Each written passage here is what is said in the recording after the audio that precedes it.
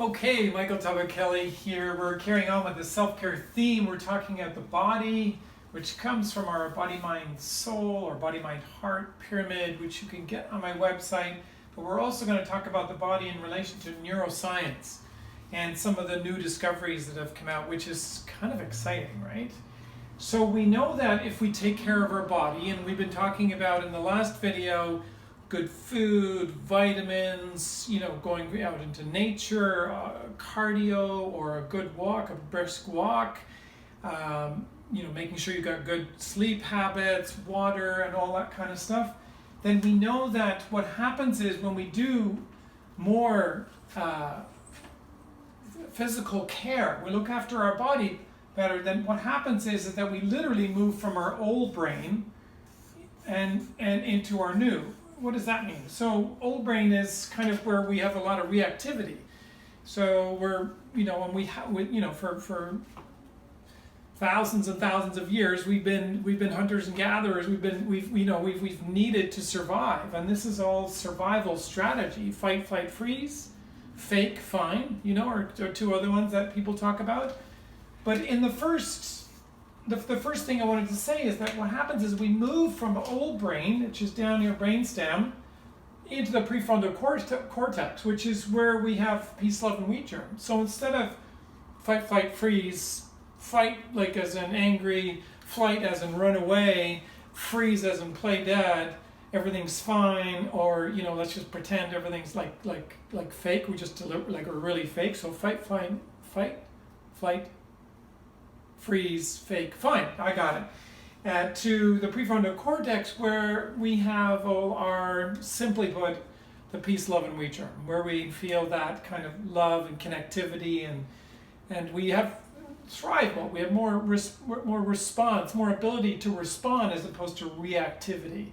Make sense? So thrival is over here, survival is here. So when we're doing more body exercise, we have access to more of the abilities to be able to respond, and choices, and be able to make distinctions between things and think clearly and all of that. So the other side is that when we exercise, we mobilize more of the neurotransmitters, which really are responsible for so many things, but in particular like endorphins and enkephalins. Let's say if you're in the gym in the morning, you're working out, you can have up to 6 to 8 hours of being high on these neurotransmitters running through your system. The biochemistry now is mobilized, the neuroscience has been activated, and your physiology is mobilized. So all of this can get you high, right? And we know this from experience, so I'm not saying anything you don't already know.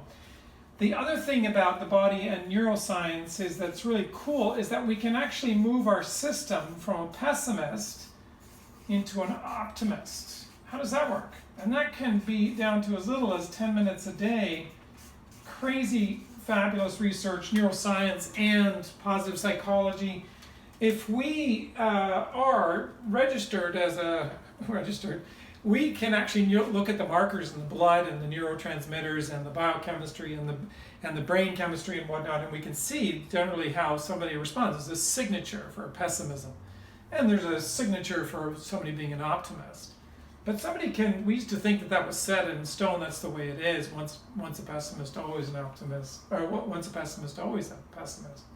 But no, we can actually, with 4 activities, we can actually move from a pessimist to an optimist. Maybe low-grade optimist, but we can definitely get there, and it's simple. We spend our days, 10 minutes a day, doing 4 activities. One is we write down what we're grateful for. Three different things that we're grateful for every day. 3 different things every day, by the way, not the same. So it can't be, I'm really grateful that I have a body and I'm healthy. It has to be I'm really healthy, I have a body one day. The next day I'm really happy that I have a heart that just is so expansive. And you need to say why. So you spend 2 minutes a day writing down 3 things you're grateful for and why. 3 different things every day. The second activity is you start to write down 1 meaningful thing a day that happened to you and why it was meaningful for you.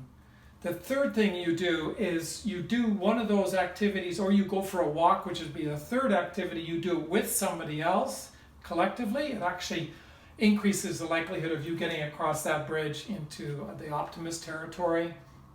And then so one, the gratitude. Two, the meaningful, what has meaning for you in that day. Three, do that with other people. In other words, like a gym buddy, but a optimist buddy, if you will. And then you add 2 minutes of meditation, just following the breath at around 3 o'clock in the afternoon. They've done that on Google, and it just changes everything. It just changes so many things. 2 minutes, just following the breath in and out every day. You do those 4 activities, then add 15 minutes 3 times a day of a good walk. You're going to move your nervous system, whether you believe it or you're emotionally dialed into it or not. Your nervous system, the hardwiring changes. Kind of cool, right? So that's the body, and that's, obviously the body, and doing exercise also helps with, and eating well and sleeping well also helps with trauma.